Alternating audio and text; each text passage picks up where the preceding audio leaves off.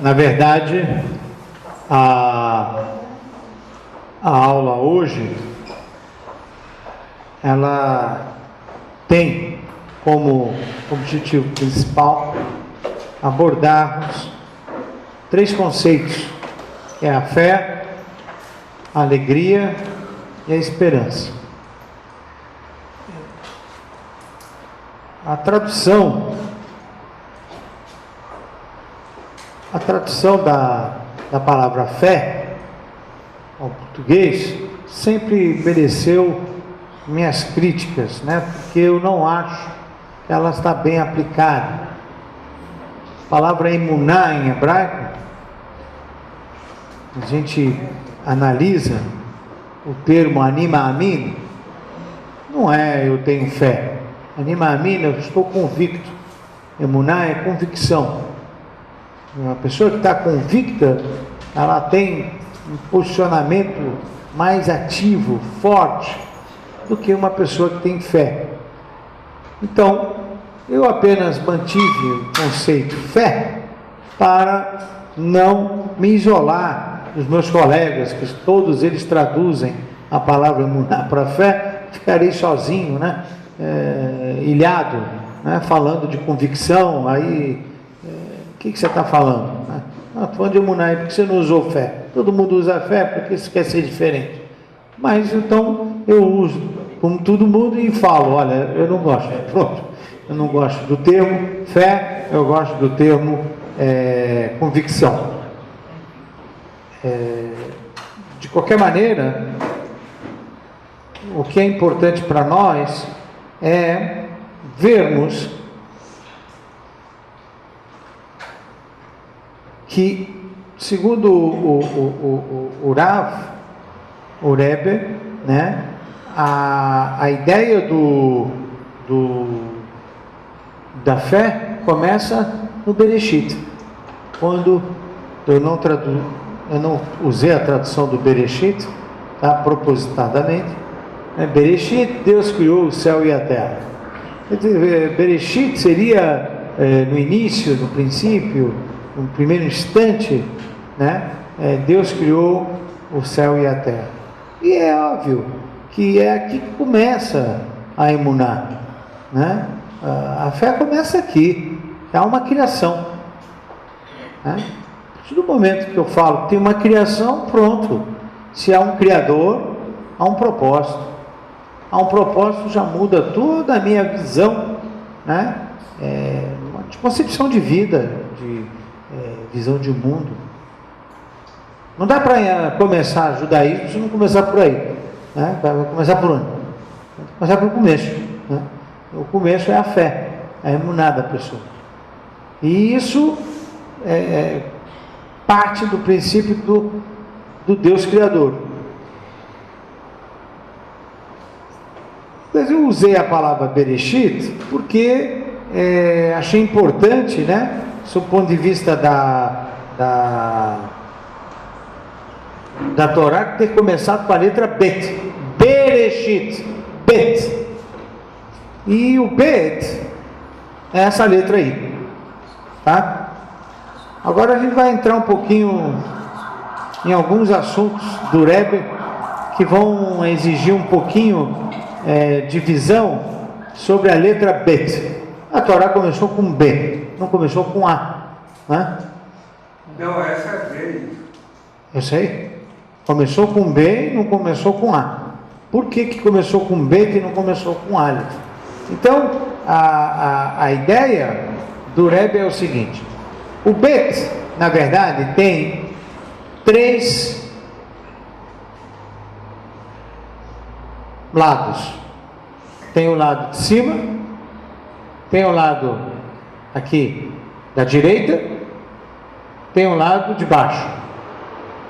3 lados. Aqui ele está aberto, certo? Bem, o que segundo ele,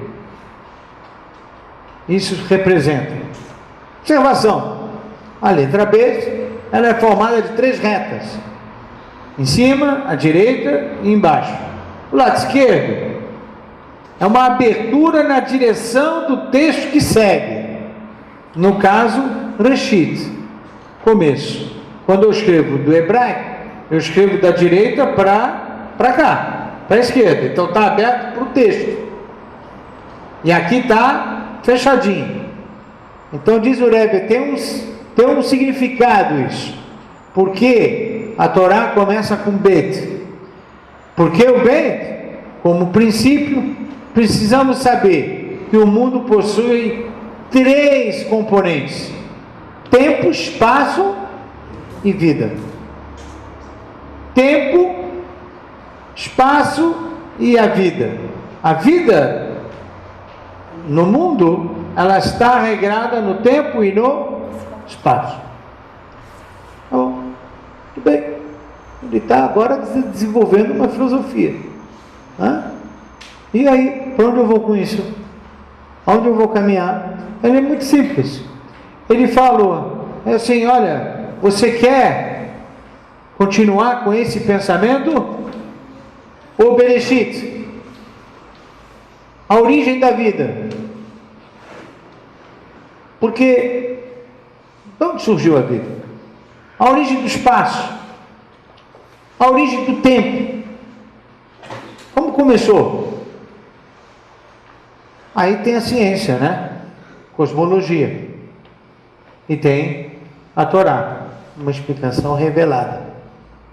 E aqui nós vamos já começar com 2 coisas que estão na nossa mesa. Na nossa mesa colocaram duas possibilidades: a possibilidade cosmológica e a possibilidade revelada da Torá. A Torá fala que Deus criou o mundo. Essa Torá foi entregue por Moshe Rabbeinu. Deus pediu para entregar isso a este povo que somos nós. Nós reproduzimos isso ao mundo. O cristianismo veio depois, pegou o conceito do Deus Criador. O islamismo veio depois, pegou o conceito do Deus Criador. Nós entregamos isso ao mundo. Ou nós podemos falar de cosmologia. Nós podemos falar de outras explicações sobre a origem da vida, do tempo e do espaço. A gente estudou lá atrás Maimônides, por exemplo, onde ele dialogou e se diferenciou a Aristóteles, dizendo que o mundo é uma eternidade, o tempo é uma eternidade. Não dá para falar de princípio. Foi sempre assim. Não dá para chegar ali. Filosoficamente, aristotelicamente, não dá para chegar do nada, sair alguma coisa. Maimônides falou: não. Então aqui, apesar de eu ter muitas semelhanças entre o que eu penso e o que Aristóteles pensa, aqui está já a minha diferença. Eu creio, eu estou convicto da criação. Do nada sai alguma coisa. Eu estou convicto disso. Então Maimônides, nesse capítulo, ele se distanciou do Aristóteles. O que ele está falando aqui é assim: Bereshit, o mundo, ele é regrado em tempo, espaço e vida. Mas se eu quero ir além das 3 retas, eu quero saber como se originou o tempo, como se originou o espaço, como se originou a vida. Eu não tenho outra opção senão ir para o Bereshit.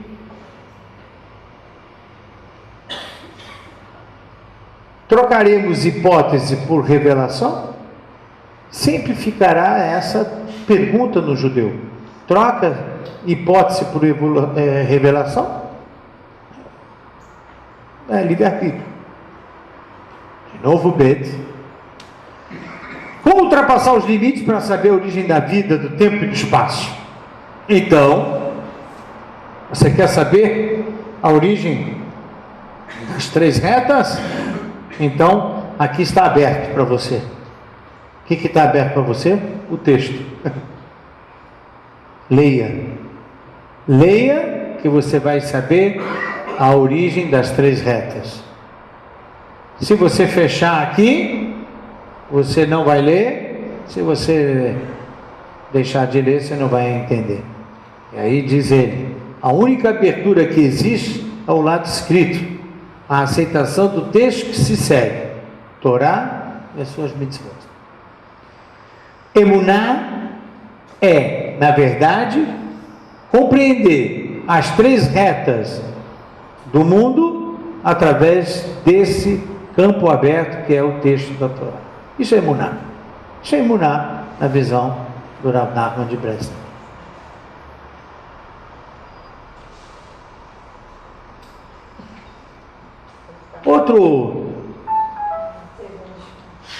Outro conceito conhecido na Torá é quando a gente fala, né, Naaseh venishma, ou seja, eu vou fazer e depois vamos compreender isso aí. Faremos e depois compreenderemos.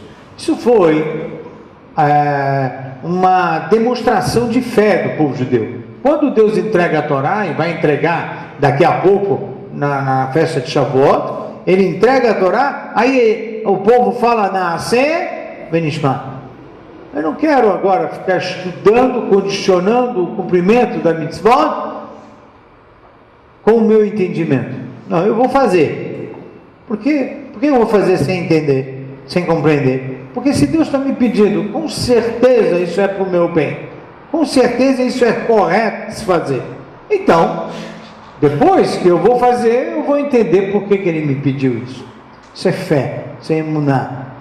Aí, diz o Rebbe, se eu quero entender o mundo, a vida, significado das coisas e buscar a origem de tudo, eu vou ser obrigado a fazer a abertura do livro, ler o texto, estudar, entender a palavra revelada. Não tem outro caminho. Ou vai para o caminho das hipóteses.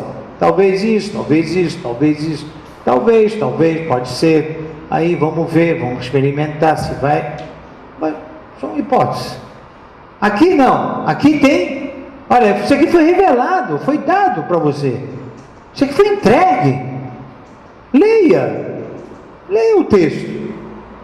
E aí ele escreve: se nós inclinarmos, conscientes dos nossos limites, as 3 retas, se aceitarmos e submetermos as palavras dos nossos guias, que são a Torá, os profetas, Talmud, etc, etc, etc, diz o Rebbe, então atravessaremos a porta do Bet.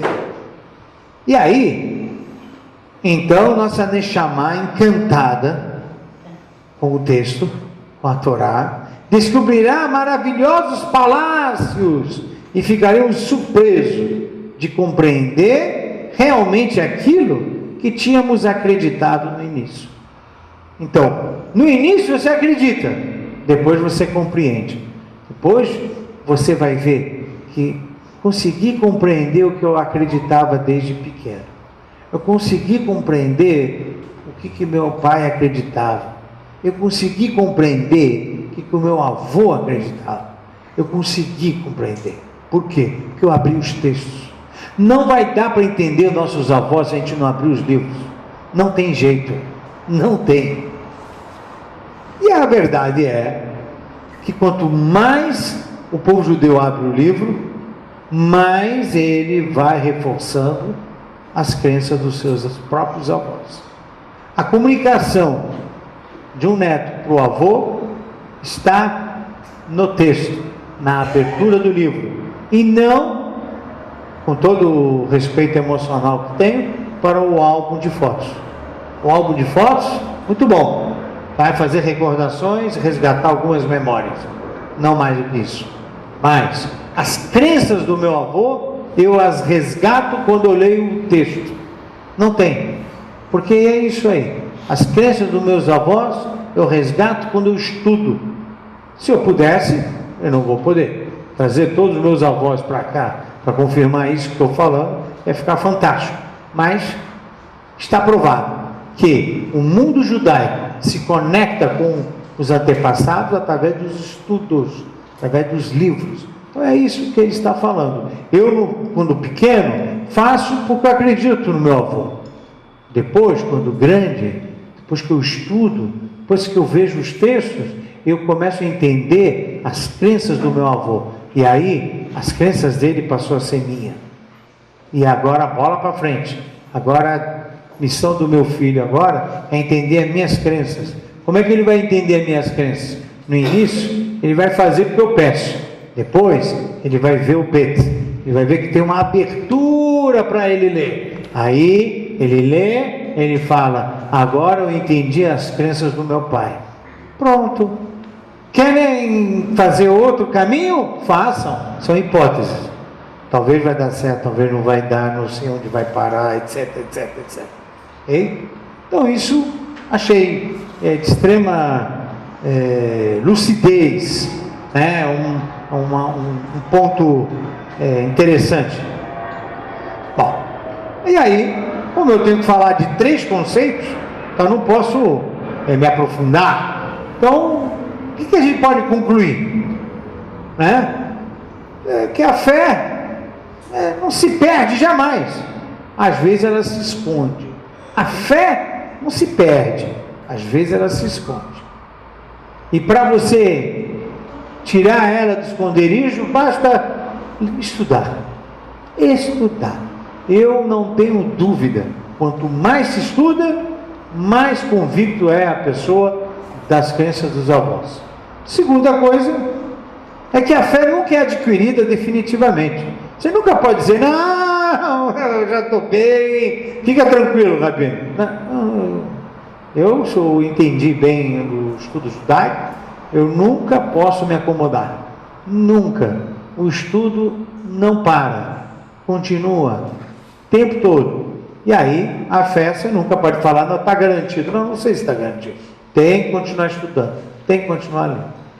E a terceira coisa é o que ele mesmo escreve, né? Por isso é necessário sustentá-la e desenvolvê-la a cada instante, diariamente, com palavras como Shema Israel.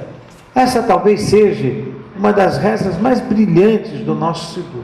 O Shema Israel é uma declaração de fé. Ela alimenta a própria fé da pessoa. Quando ele reza Shema Israel, ele está alimentando a fé do Deus único, num Deus que se comunica com a pessoa, com ele. E aí, a outra é o cumprimento das mitzvot. Quando você cumpre mitzvot, atos prescritos da própria Torá, você está, na verdade, alimentando a fé. Uma pessoa que não cumpre as mitzvot, ou cumpre poucas mitzvot, a fé dele é fraca, ela vai ficando escondida. Aí eu preciso, lapidar, lavar bem para que ela volte a brilhar, e isso só se faz com reza, Shema Israel e com mitzvot. Alguma? Como? E com crença. A crença. Então a certeza virá como produto.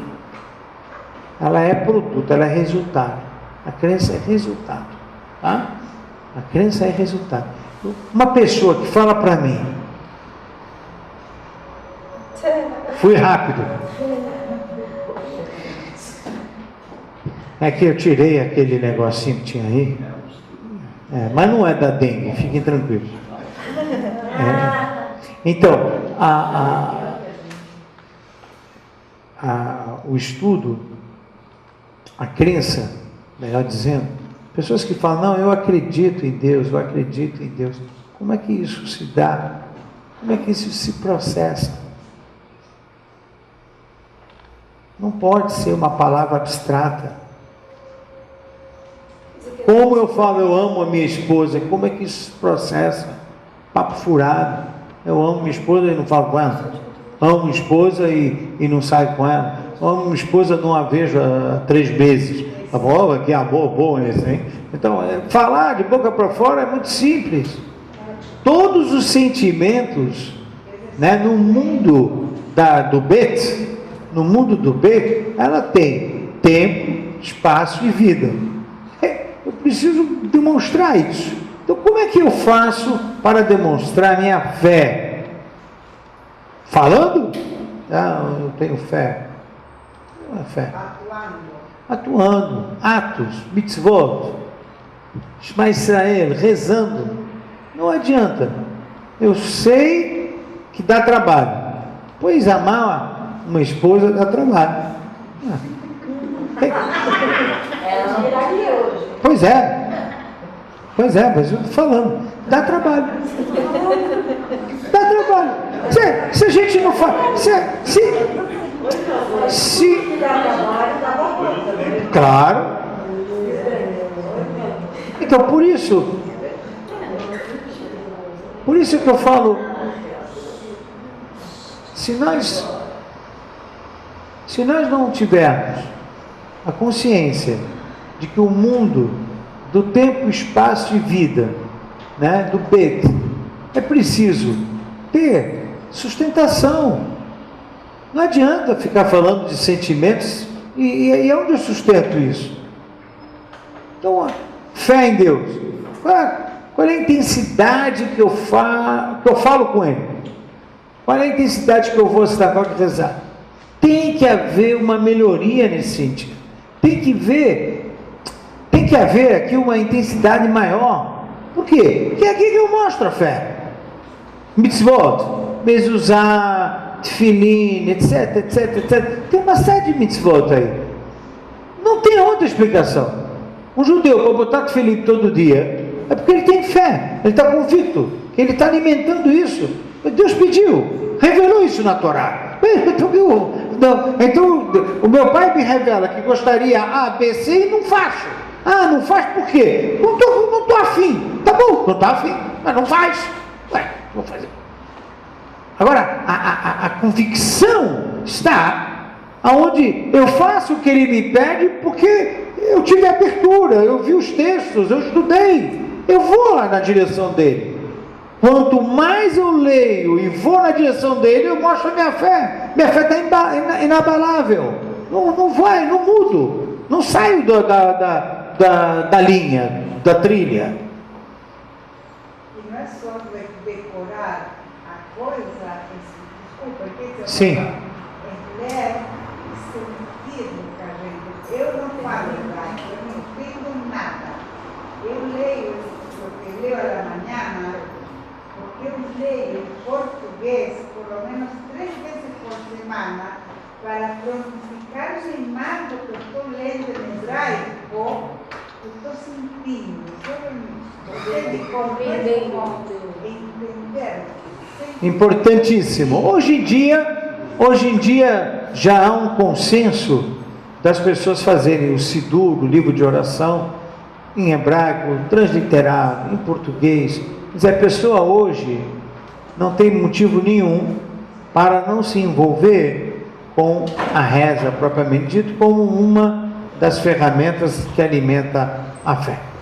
Agora vamos seguir, é fé, alegria e esperança. Bom,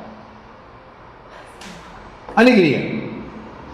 Diz o Rebbe, e é uma frase famosa dele, tá? Escrito no Likutei Moharan.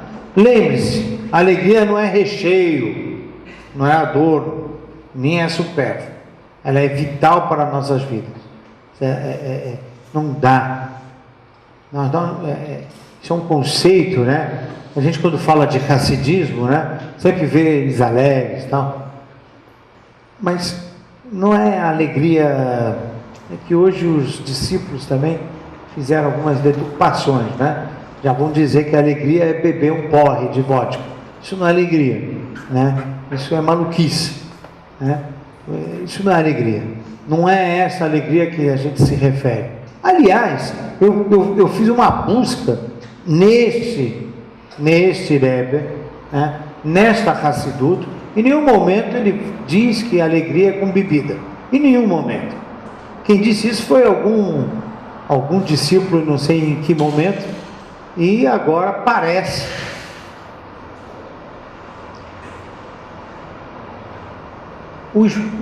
a pessoa que estuda a Torá, ele tem que ser uma pessoa reflexiva, que questiona algumas coisas que se tem como hábitos, e você para pensar, de onde vem isso? Por exemplo, tomar um porre de vodka e gritar Lechaim, se o cara vai parar no hospital, como é que é Lechaim? O cara vai ficar em coma alcoólica, como é que isso é saúde? Então vende-se a ideia, alguém começou com essa ideia, que beber é algo da saúde. Ao contrário, prejudica a saúde. Ribono Shel Olam, prejudica a saúde. Mas aqui nós vamos, todo mundo vai lá, aí depois, tanta saúde se você mais toma, você mais fica debilitado. Mais saúde, mais debilitado, não, tem alguma coisa errada. Tem alguma coisa errada. Você sabe que a Guemará, no Tratado de Sanedrim, falou sobre isso. Da onde surgiu o conceito Lechaim no Kiddush? Sabri Maraná, Lechaim. Foi de lá. Só que a pessoa não estuda Talmud. Quer pular os livros, né? Quer estudar logaritmo sem estudar fatoração. Vai ver onde vai parar esse cara. Não vai conseguir andar na matemática. O Talmud explica de onde surgiu o termo Lechaim no Kiddush. Por quê? O Talmud já perguntou. As duas perguntas já foram feitas antes, lembra? Diz o Talmud que antigamente, quando havia pena máxima, aí davam para ele um pileque, álcool, bebia para ele não sentir a pena máxima. Então a bebedeira era limitar para a morte. Quando a gente pega o mesmo instrumento e faz Kiddush, a gente avisa, esse é para Lechaim, hein? Esse não é para deixar ele em coma alcoólica, que era anestesia. Do Talmud, o álcool era anestésico. Você bebia álcool para anestesiar o cara. Hoje, o álcool também é anestésico dos problemas. O cara tá nervosão, tal, ele já vai, abre o uísque, tal, joga anestesia, né? Melhorou muito. Então, e foi assim que começou o Lechaim. O Lechaim no Kiddush era para diferenciar. Agora, os bobos que vão chamar isso de Hassid, não, Hassid Choté, Hassid bobo, para não falar outro termo. Aí ele vai lá e não entendeu nada do Talmud, manda ele abrir o Talmud. Ele vai lá e bebe, tá bom, mais uma bebida, Lechaim, vem cá, Lechaim. O que ele quer pegar? Os próprios alunos e botar ele lá mitar? Quer matar os caras? E nós estamos assistindo isso achando que isso é fonte de alegria. Patrocínio Budweiser. Bem, patrocínio para onde? Para o hospital? Para coma alcoólica? Ou para um acidente de carro? Para onde nós vamos? Ou para um problema no fígado? Fora os danos do cérebro. Só tem porcaria, né? E a gente acha que isso é alegria. Isso não é alegria. Então eu, pesquisando, estudando, vendo o texto, PETS, ali, aberto para ver, condeno qualquer pessoa, rabino, com barba maior, mais branca que a minha, não me interessa o tamanho da barba, que estiver distribuindo bebida alcoólica e vendendo a ideia de Lechaim, alegria, essa pessoa não sabe o mínimo, o literal do Talmud, não sabe, está errado. Quando a gente toma o Kiddush, ali a gente fala Lechaim, para dizer agora no Kiddush. No casamento, a fazer uma brachá. Lechaim, Baruch atah. Com cuidado, com responsabilidade. No Brit Milá, com cuidado, com responsabilidade. E eu já tenho instituído aqui tomar só suco de uva, propositadamente. Então, e olha, não pensem, eu não gosto de tomar um uísque. Vocês estão falando com uma pessoa que gosta, mas eu tenho que saber tomar o uísque quando, aonde, como e quanto. E não como eu estou testemunhando, não é que me falaram. Vi jovens da comunidade de coma alcoólico em hospital. Fui lá. Telefonaram para ir lá. Então não é papo não. É triste realidade. Nenhum Rebbe falou para fazer isso. Nenhum. Muito bem. E a verdadeira alegria é difícil de alcançar. Então como é que eu faço? Aí ele diz assim, faz um exercício. Dica: qualquer atitude que não prejudique o outro é um sinal de alegria. Como é que eu vou produzir alegria em mim, hein? Bebendo? Não. Faz uma coisa que não prejudique o outro. Isso já é o primeiro passo para você sentir alegria. Se nós conseguirmos, cada dia, antes de dormir, pensar, o que eu fiz no dia de hoje? Eu prejudiquei alguém? Não, você vai ver como você vai ficar alegre. Faça um exercício. Não, mas hoje eu dei uma pisada lá, porque eu falei um pouquinho lá daquele cara para o outro, fiz uma fofoquinha e tal. Ele vai ficar menos alegre. Podem fazer. Eu costumo fazer exercício antes de pedir para os outros fazerem. Eu fiz esse exercício aí. Funciona. Passou o dia, daí você fez bem a esse, fez bem aquele. Não, fez bem, acredito que todo mundo faz um bem ao outro. É não fazer mal ao outro que produz alegria.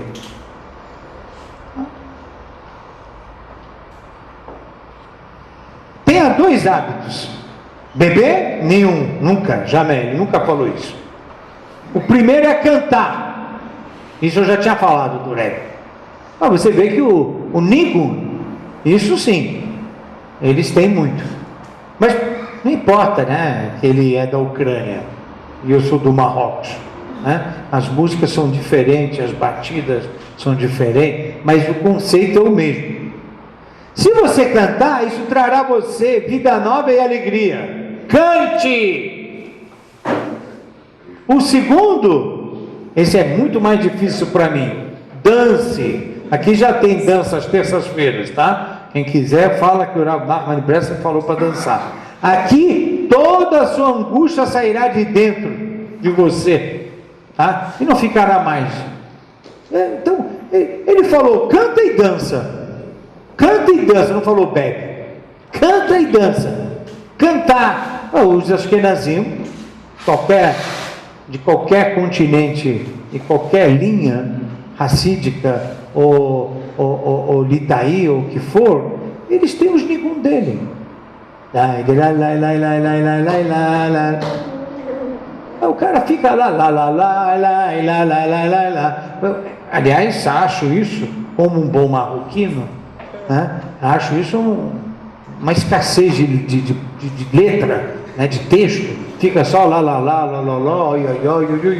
mas não importa, é uma música, né? Eles têm esse nigun e eles se empolgam. Eu levei já, né? Toda vez que eu tenho a missão de acompanhar alunos, eu levo eles no Tish. Tish é da linha racídica, qualquer linha racídica, né? Em Israel tem várias correntes racídicas, e aí, apesar de eu não ser um racida, eu admiro muito e aprendo muito da literatura deles também. E aí uma vez levei meus alunos para uma linha racídica, um Tish, sexta-noite, E eles estavam ali, sabe aqueles banquinhos de madeira, sabe? Comprido. Então, os Hassidim estavam em cima, em pé, aí um abraçava o outro, aí ficava todo mundo abraçado, e ficavam dançando. Ai, ai, ai, ai, ai, ai. Bom, aí eu entrei com meus alunos, mas esse ai, ai, ai, ai, era assim, e os peiotes ficavam balançando juntos, sabe? Ficava, né? Era algo emocionante, porque estava todo o salão cantando. E a gente ficou 25 minutos, não ficamos mais do que isso, e não saía do ai, ai, ai, né? Isso era impressionante. Não, mas não dá para descrever isso. Não dá, mas não dá para descrever. Eu preferia a letra, entendeu? Eu prefiro, por exemplo, eu prefiro um floreio espanhol, Flamengo, sabe? Que a letra te faz concentrar na letra. Isso é um mantra que você... Pois é, mas ele fala que isso... Então, tenha 2 hábitos, olha. Primeiro é cantar. Isso trará a você vida nova e alegria. Eu entrei lá com meus alunos falaram, que loucura. Eles olhavam, ai, ai, ai, ai, 300, 400, 500, 600 pessoas. Ai, ai, ai, não é. Bom, aí depois tem lá o Rebbe lá, aí o Rebbe fala algumas coisas, mas qualquer coisa que ele fala vai cair bem. Escuta, você ficou 25 minutos falando ai, ai, ai, ai, ai, ai, e não é de dor, né? Ai, ai, ai, ai, ai, ai, ai, e aí ele fala assim, e Moshe Rabbeinu falou, ai, que lindo esse Moshe Rabbeinu, né? Claro, se a gente fizer uma experiência aqui, na próxima aula, eu vou dar uma música, aí nós vamos cantar essa música, vamos cantar. Nós vamos cantar a música, né? Aí, não, provavelmente eu vou trazer a música marroquina, né? Por exemplo, pois é, aprendeu, eu não aprendi a cantar, ai, ai, ai. Mas qualquer música, isso, não importa. Não, estamos de acordo. Isso é um conjunto de notas que vira música. Estamos de acordo. Consequentemente vira dança. Estamos de acordo. É isso mesmo. Qualquer música. Você defende assim o meu lado marroquino. Menos funk. Bom, aí teve. Não, claro. Se a gente vai falar. Lai, lai, lai, lai, lai, lai, lai. Tá bom, você vai. É um tipo, né? Ou você vai entrar numa música espanhola.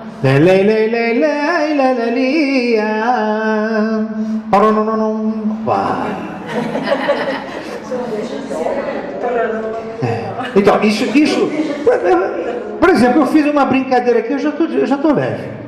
Fabinho, posso falar uma pergunta? Pensei que você ia cantar.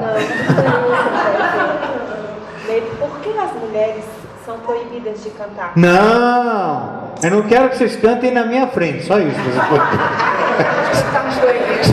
Vocês podem cantar. Mas por que não? Você está cantando Porque assim, é interessante que quando eles saíram do Egito, que Miriam, ela pegou os tamborins e cantou, então por que ela cantou? Não, ela pode cantar. Vocês também podem cantar. Vocês podem fazer um sarau, né? Como é que é o nome? Sarau. Vocês podem fazer um sarau. Vocês podem fazer um sarau aqui nessa sala e eu faço com eles lá na sala de cima. Não esqueça. Hein? Porque até no português ficou um quer cantar o outro.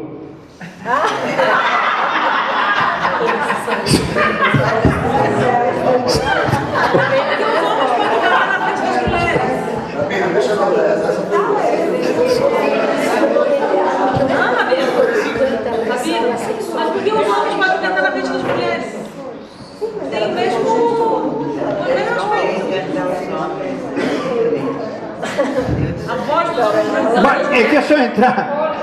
se eu entrar nesse assunto, a gente vai se desviar bastante, né? Eu posso dizer por agora, para não ficar sem resposta, a Isabel já lembra, né? A Isabel lembra?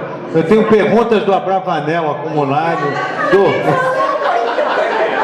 eu tenho perguntas do Lutzato acumulado, já não sei, até os rabinos andam no sonho me procurando. Vai responder ou não vai para Isabel?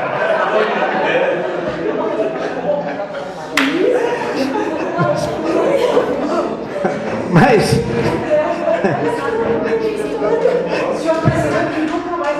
não, talvez isso é uma estratégia minha, você não sabe, né? Mas por agora eu falaria assim,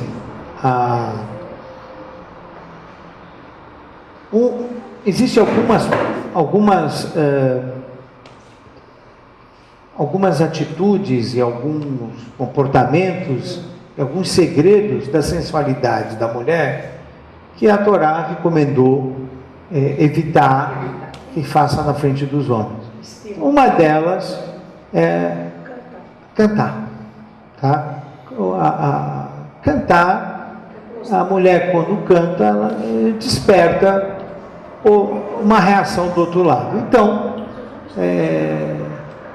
quando a gente pode debater isso, a gente pode debater, mas esse é uma recomendação normativa judaica, por isso que Miriam cantou, mas ela cantou com as mulheres. Se você olhar o texto, ela não cantou ali no meio, né, com Moshe Rabbeinu, não, Yashim Moshe Miriam, não foi bem assim não, Yashim Moshe Uvnei Israel, aí depois tem a Miriam e a Nashim, foi para o outro lado para cantar. Então,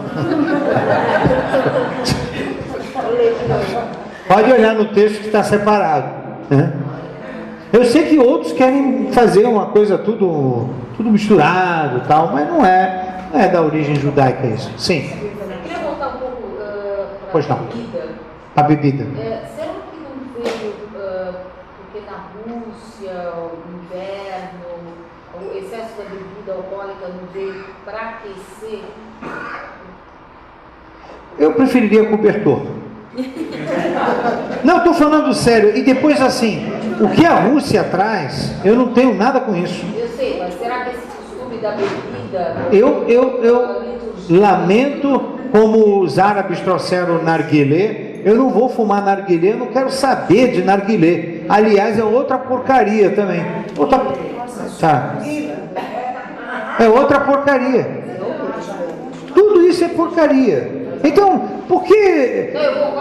Então, nossos pais, nossos avós vieram de países, seja da Rússia, seja do Egito, não me importa. Eu não tenho que ficar agora, porque... Eu não tenho nada com isso. Então tem que cortar. Pode ser que é por causa do frio, mas aqui não faz frio. Mesmo isso aqui, né?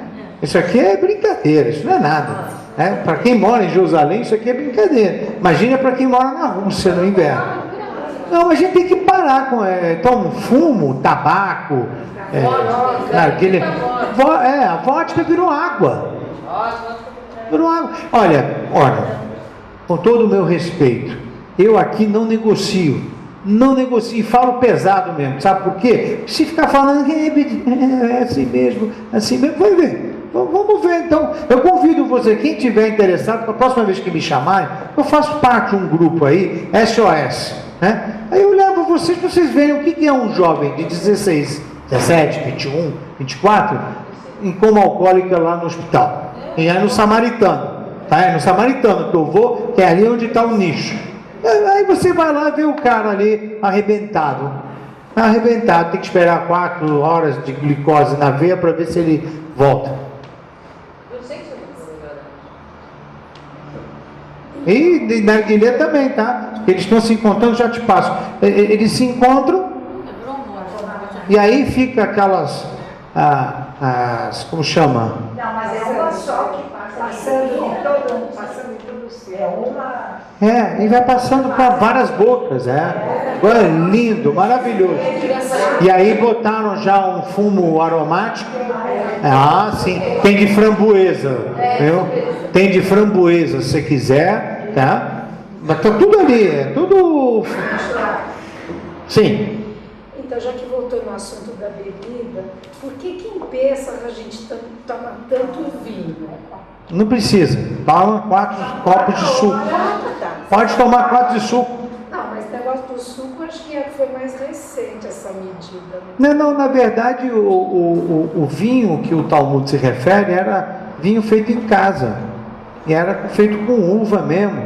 Toda a ideia, né, de botar essa... E o álcool, o vinho, é o que tem menor teor alcoólico.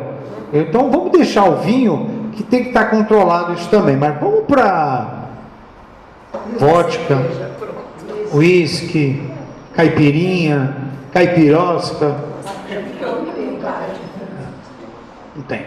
Bom, aí vamos para a dança. A dança também. Quem foi em casamento percebe, né? Casamento, as pessoas dançam, e parece que a pessoa joga tudo para fora. É, de fato, uma coisa magnífica, né? A música e a dança fazem parte do mundo da alegria, né? Bebida não faz.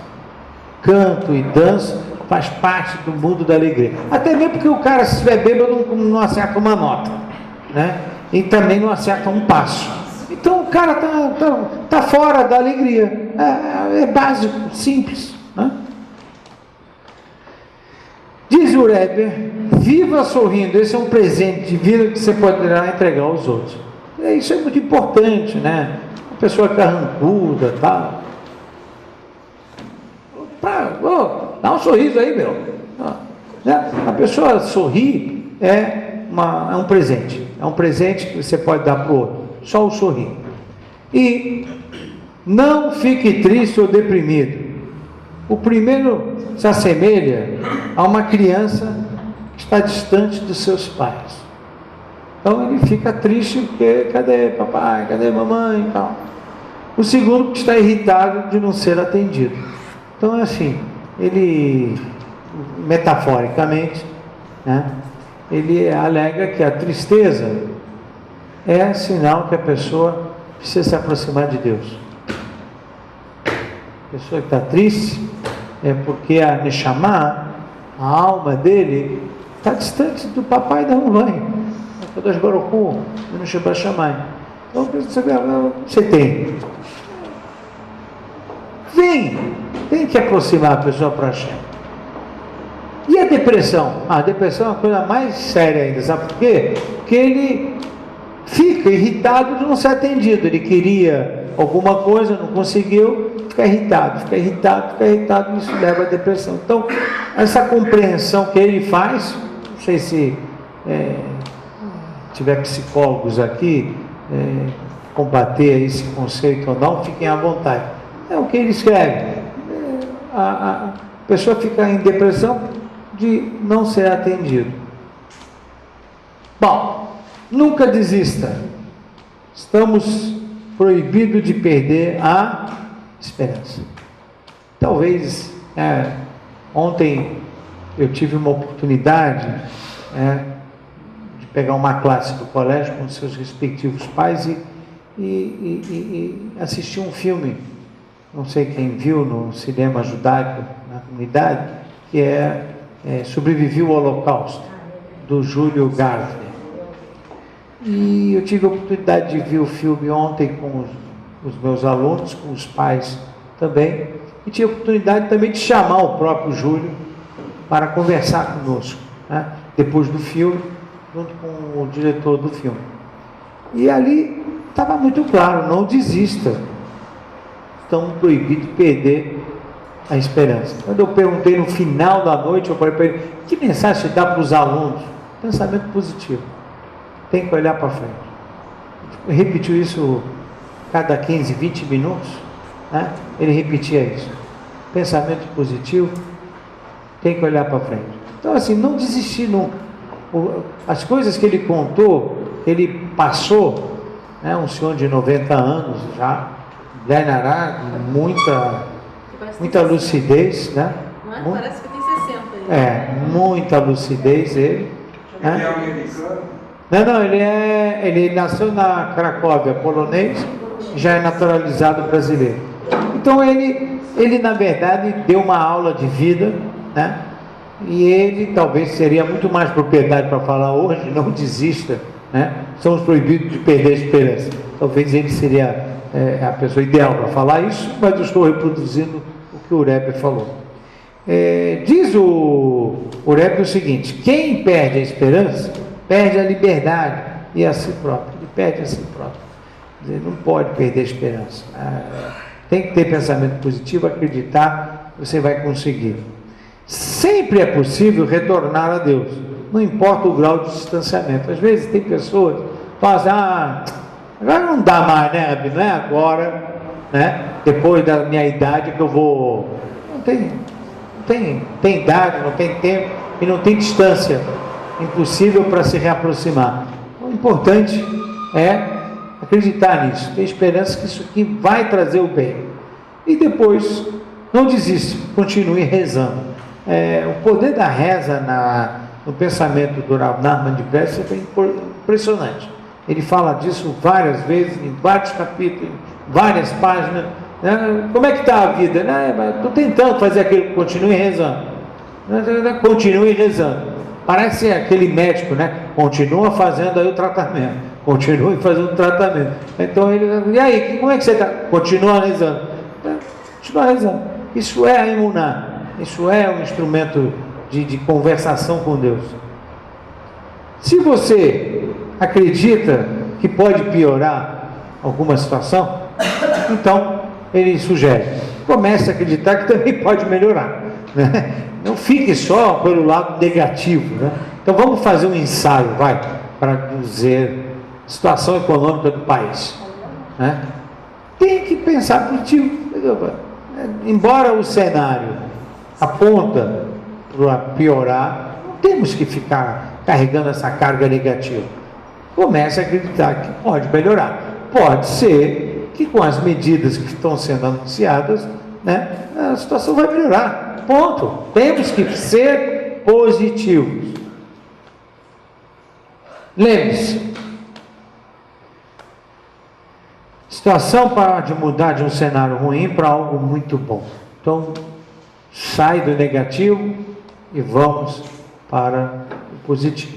Ele era tão positivo, esse Rebbe, que ele falou, né, o seguinte: o Rebbe de Nachman faleceu com 38 anos. Imagine.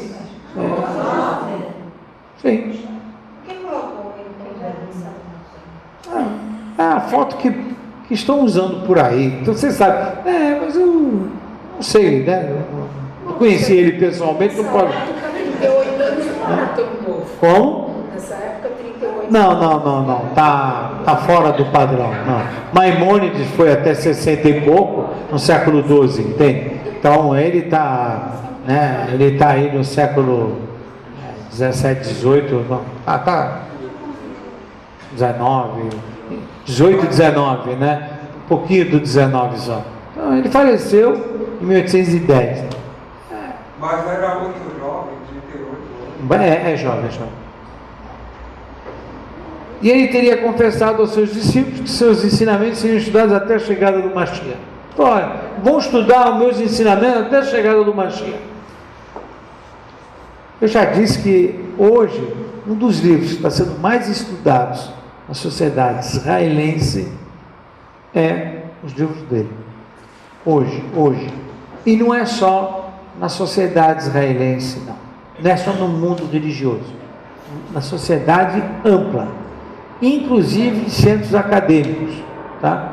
Hoje está se fazendo muita tese nas universidades, na área de psiquiatria, na área de psicologia, na área de pedagogia, na área de mediação em conflitos, de conciliação, tudo em cima da obra do Rav Nachman de Breslev. Ele voltou, parece que voltou a entrar nos grandes debates da sociedade israelense. Já existe instituto reproduzindo os livros dele num layout mais moderno, né? porque os livros originais dele foram escritos com letras de Hirashi, o que leva uma leitura mais selecionada, vamos dizer assim, de pessoas dentro da Yeshiva que sabem ler as letras de Hirashi. Mas hoje já temos obras do Rav Nachman Bresler no hebraico moderno, com letras grandes, papel bonito, quer dizer, tudo isso para facilitar a leitura, fora as publicações de traduções, né? Então, para o inglês, para o francês, chegou uma obra em português que foi traduzido, alguma coisa já começa a vir até em língua portuguesa também. E de que ele faleceu, não? Hein? De que ele faleceu? Ah, não, de uma epidemia na área da Ucrânia. Normalmente, o esquecimento. Normalmente, o esquecimento de uma doença. Não foi uma doença, era uma epidemia que teve lá na região. Normalmente, o esquecimento é visto como defeito. Diz ele, eu penso que é um mérito esquecer. Aprender a esquecer os tropeços, por exemplo. Se a gente tropeçou, então a gente esquece que a gente tropeçou para continuar tentando ir para frente. Mas tem que aprender com os tropeços. Né? Pois é, mas não pode ficar potencializando o tropeço e gerar o medo, né? Gerar o medo, eu caí uma vez, não vou fazer de novo, não vou tentar. Não, contrário. Então esquece que você tropeçou e vai para frente, né? Se na primeira vez que eu fui nadar, engolir água e ficasse com aquilo ali na minha memória, eu não ia estar nadando como hoje, né? Então o esquecimento é uma coisa fantástica. Principalmente Você sabe? do outro, né? Principalmente quando você esquece o tropeço do outro. Também. Porque você remoeu, me fez isso, me fez aquilo. Também. O esquecimento, então, na verdade, é um mérito.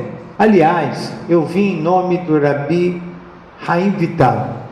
Rabino Haim Vital é um outro personagem, Sfaradi, que foi escritor do Rabino Yitzhak Luria, o Arizal, lá em Sfat. Ele escreve que esquecimento é uma bênção. Olha, uma bênção. E ele explica. Bom, primeiro, quando um ser humano perde um ente querido, né, se ele ficasse toda hora com a lembrança, ele não viveria mais.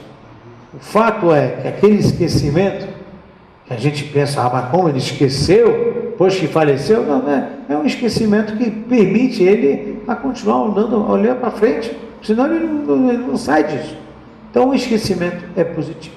Mas ele deu outro exemplo do esquecimento como uma bênção. É quando ele esquece que estuda. Aí perguntaram para ele, mas Rabino, quando esquece que estuda não é uma bênção. Isso é uma maldição, Rabino. Você é louco? Que isso? Rabino, não estou te entendendo. Ele estudou, entrou, não sai mais. Estudou, entrou, não sai mais. Estudou, entrou, não sai mais. E o senhor está dizendo aqui que isso é uma bênção? Ele falou, pois é. É uma bênção que ele ficará humilde. E aquele que estuda e não sai mais é prepotente. E como Deus não quer e não gosta de arrogância e prepotência, ele faz ele esquecer para ele voltar de novo no estudo e manter a humildade. Então veja, a forma como os nossos sábios veem o esquecimento é uma forma de dar força para a pessoa não perder a esperança. Na verdade, o esquecimento faz a população crescer. Hein? O esquecimento faz a população crescer. Se as mulheres não esquecessem a dor do parto, não teriam... Tá certo. Esquecimento faz a população crescer. Está correto. Que as mulheres com as dores do parto podiam não querer mais engravidar. Mas elas esquecem e acabam engravidando de novo. Então, tá. Hein? Nós estamos aceitando outras ideias, viu? Nós faremos uma coletânea na aula de hoje, né? Sim. humano tem todo o conhecimento dentro de si. E, na verdade, ao estudar, ele só está trazendo para a memória mais, não sei, consciente, obrigada. Na verdade, tudo está dentro. Como o senhor vê essa definição? Ela é real? Ela cabe dentro da definição judaica? Essa é uma definição judaica do Talmud. O Talmud, o Tratado de Nidá, lá diz que quando a criança está no útero da mãe, ele recebe a primeira companhia, né? E é um anjo que ensina para esse bebê os conhecimentos espirituais ainda no útero da mãe. E aí, durante 9 meses, ele passa por todos os conceitos judaicos relevantes. E quando ele nasce, o anjo então dá uma batidinha aqui em cima do lábio, para ele esquecer tudo e durante a vida recuperar por sua vida todos aqueles conhecimentos que a alma já teve acesso uma vez no útero da mãe. Então, isso que você está falando é talmúdico, Tratado de Nidá, não me lembro agora da página, mas isso é um conceito judaico, talmúdico, sim. Então, mas isso se aplica principalmente no sentido que a alma, uma vez que ela entra, a alma ela é alimentada pelos conhecimentos da Torá, divinos. E esse conhecimento não pode cessar. A alma fica, eu digo, como se fala, murcha, né? Murcha, ela fica seca. Então, já no útero da mãe, essa alma está tendo acesso ao conhecimento, nasce, esquece tudo, para que ela, ao reencontrar com esses conhecimentos, ela tenha facilidade de assimilar. Então, isso está... Conhecimento científico não está envolvido com isso. Conhecimento divino só. Os conhecimentos científicos que nós temos na evolução da vida, eles vêm num caminho e de repente nos últimos anos veio de uma forma muito forte, certo? A gente evoluiu nos últimos 50, 100 anos, milhares de anos a gente não evoluiu. Mas isso é por uma permissão divina. Sim, mas então, são coisas diferentes. São fontes diferentes. O conhecimento divino vem no bebê, seja homem ou mulher, no útero da mãe. Esse é o primeiro contato. Ponto. Nasceu, ele esquece. Com o tempo, ele recoloca esses conhecimentos. Por isso, nada é novo para ele. No fundo, ele vai pegando alguma coisa, isso varia de pessoa a pessoa, isso me parece coerente. Né? No fundo, a alma dele está dizendo, isso eu já vi, não é a primeira vez, cara, já ouvi isso. Né? Então, existe vamos dizer, uma atração, né, que remete a essa passagem do mundo. Agora, conhecimento científico é presente divino. Existem momentos na história da humanidade que Deus presentia com abundância. Tivemos momentos assim. Tivemos um momento que houve uma explosão de conhecimento científico.